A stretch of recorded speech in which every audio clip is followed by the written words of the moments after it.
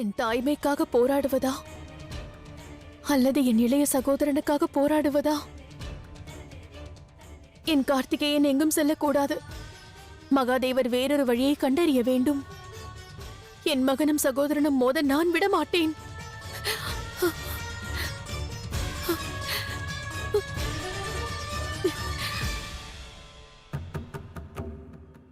தேவி,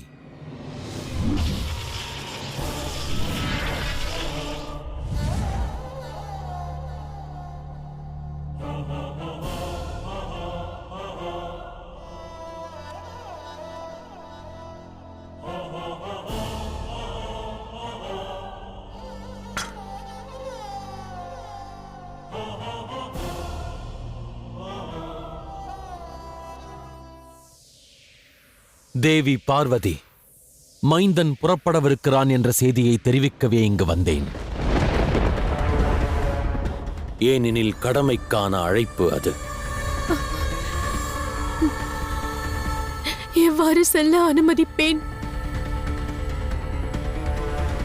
மகனுக்கும் சகோதரனுக்கும் இடையே யுத்தம் என்றால் இழப்பு ஒரு சகோதரிக்கும் அன்னைக்கும் தானே.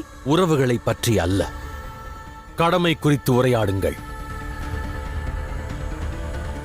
இத்தடையினை தாங்கள் விலக்குங்கள், இல்லையேல் இத்தடையை அழிக்க வேண்டியிருக்கும். உங்களால் இயன்றதை செய்யுங்கள்.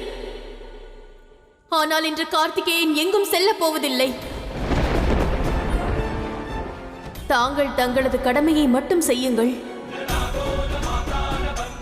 நான் உறவிற்கு மரியாதையை செலுத்த விரும்புகிறேன்.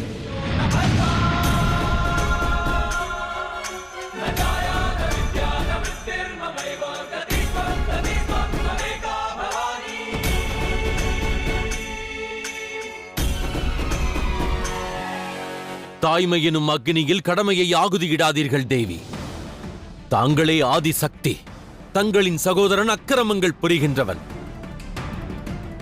இந்நிலையினில் நம் மைந்தனை யுத்தம் புரிந்திடுவதற்கு அனுப்புவதே தர்மம் காத்திடுவதற்கு ஆற்றும் நற்செயல். தர்மம், அதர்மம், பாவ புண்ணியம், இது அனைத்தையும் தாங்கள் பாருங்கள்.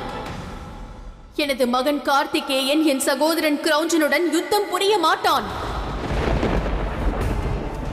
இது எனது முடிவாகும். இதிலிருந்து நான் மாற மாட்டேன்.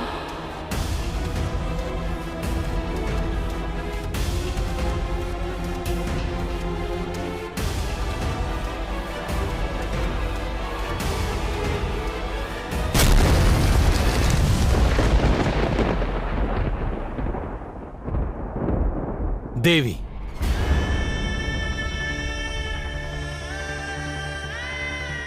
ஏதும் கூறாதீர்கள் மகாதேவா. தாங்கள் என்ன எடுத்துரைத்தாலும் அதை புரிந்து கொள்ளும் நிலையில் நான் இல்லை.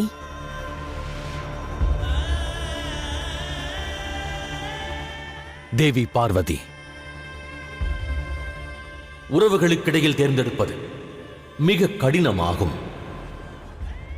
அதில் வேதனை அவசியம் உண்டு. ஆனால் முடிவு மிக எளிதானது, மகத்துவமானதும் கூட.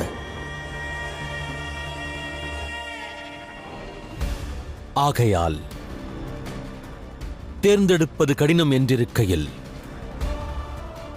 கடினமான முடிவு எதுவோ அதையே தாங்கள் தேர்ந்தெடுப்பது உகந்ததாகும்.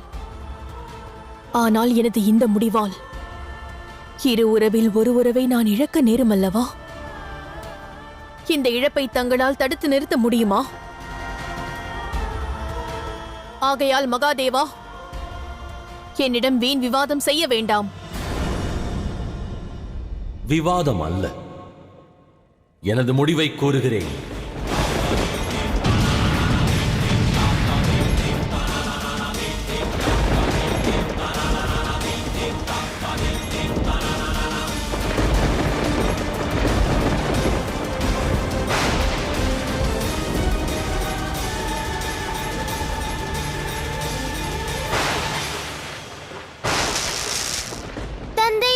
குரோதம் கொள்வது போல் தோன்றுகிறது. வாருங்கள், அவரை தடுத்து நிறுத்துவோம்.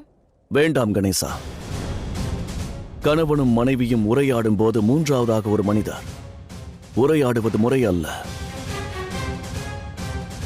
முக்கியமாக சிவனுக்கும் பார்வதிக்கும் இடையே நாம் இடையூறு செய்வது பாவமாக மாறிவிடும்.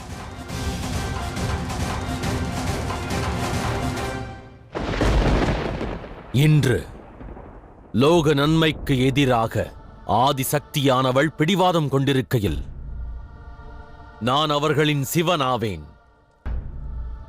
எனவே நானும் கைலாயத்தின் பணியில் உறைந்தே போவேன். ஏனென்றால் சிவனாக இருந்தும்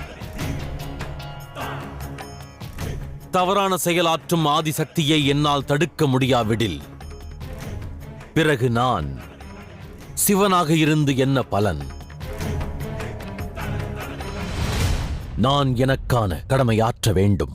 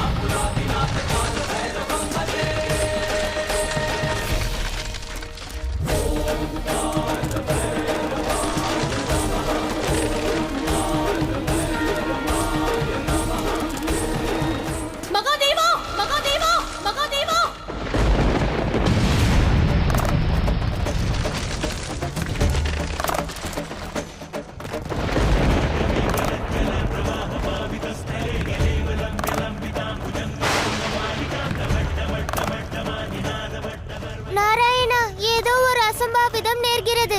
கைலாயம் இதை போன்று இதற்கு முன்பு அதிர்ந்ததே இல்லை. இந்த நிகழ்விற்கு என்ன காரணம்? என்னதான் நடக்கிறது? கைலாயத்தில் நிகழும் நிகழ்விற்கு மகாதேவரின் கோபம்தான் காரணம்.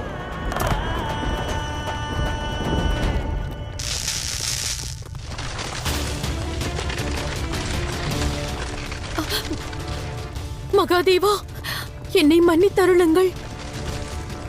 சிவனின் சக்தி தன் கடமையை நிறைவேற்றுவாள். தங்களை என்னிடமிருந்து இவ்வாறு பிரிக்காதீர்கள் மகாதேவா. மகாதேவா,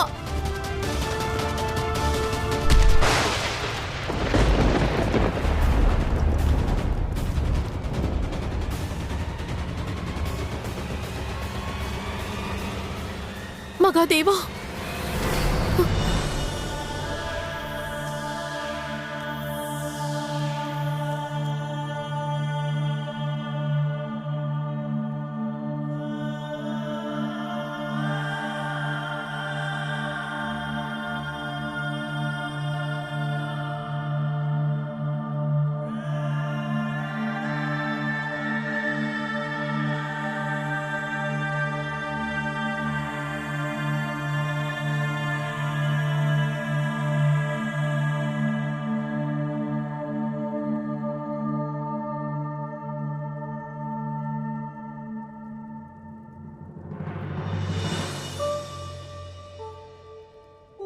பிரபஞ்சத்தில் உள்ள ஒரு சாமானியனின் மனதிலும்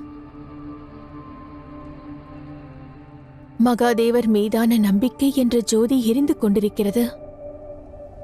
அவருக்கு தெரியும், மகாதேவர் துணையாக இருந்தால் அனைத்தும் சாத்தியம் என்று. நான் மகாதேவரின் மனைவியாவேன். எனது நம்பிக்கையின் தீபத்தை எவ்வாறு நான் அணைப்பேன்?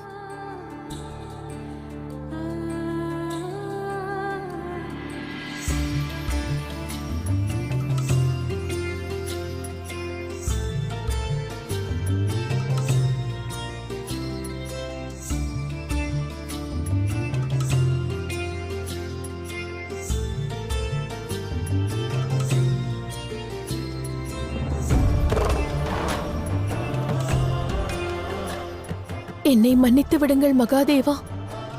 வாருங்கள்.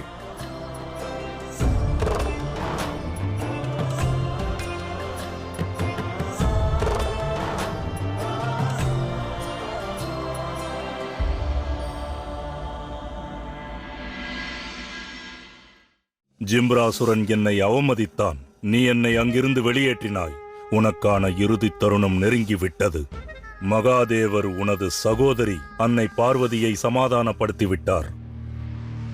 மகாதேவரின் மைந்தன் கார்த்திகேயன் உன்னை சம்ஹாரம் செய்வதற்காக தெற்கு திசை நோக்கி வந்து கொண்டிருக்கிறான்.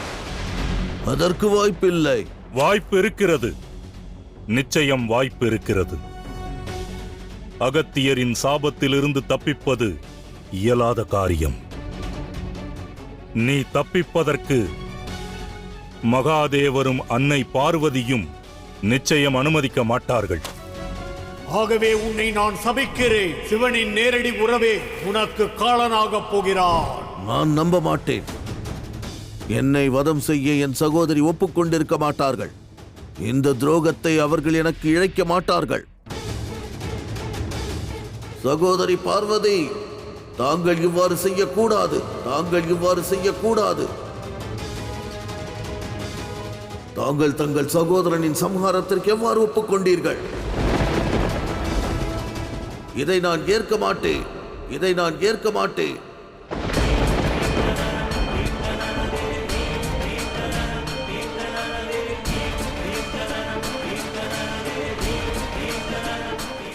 செல் கார்த்திகேயா. குற்றவாளி என் சகோதரன் கிரௌஞ்சன் எனில் அவனை தண்டித்துவிடு.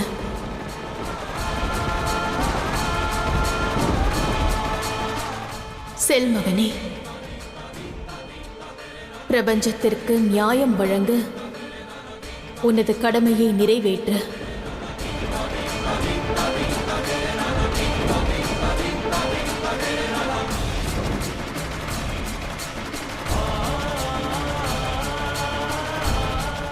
கிரௌஞ்சா, உயிர் வாழ வேண்டும் என்று விருப்பம் இருந்தால் சரணாகதி அடைந்துவிடு. சரணாகதி அடைந்துவிடு. சரணாகதி அடைந்துவிடு. நியாயம் மற்றும் தர்மத்தின் பாதைக்கு வந்துவிடு. சகோதரே,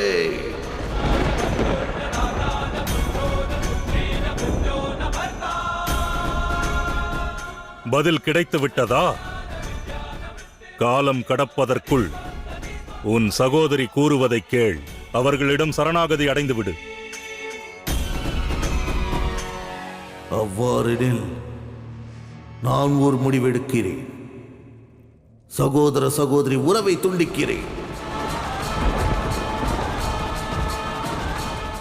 இனி நடக்கவிருப்பது யுத்தம்.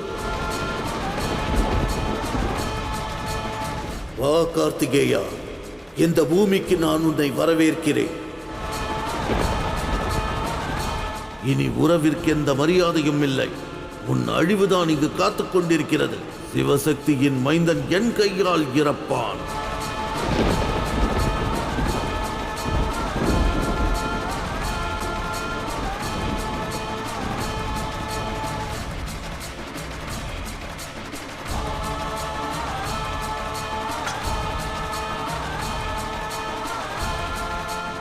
மகாதேவா, அவ்விடமே பாலைவனமாக மாறிவிட்டது. அனைவரும் பசியால் வாடுகிறார்கள், துயரத்தில் உள்ளார்கள். அவர்களுக்கு என்ன செய்வது? அதற்கு நான் தீர்வளிக்கிறேன்.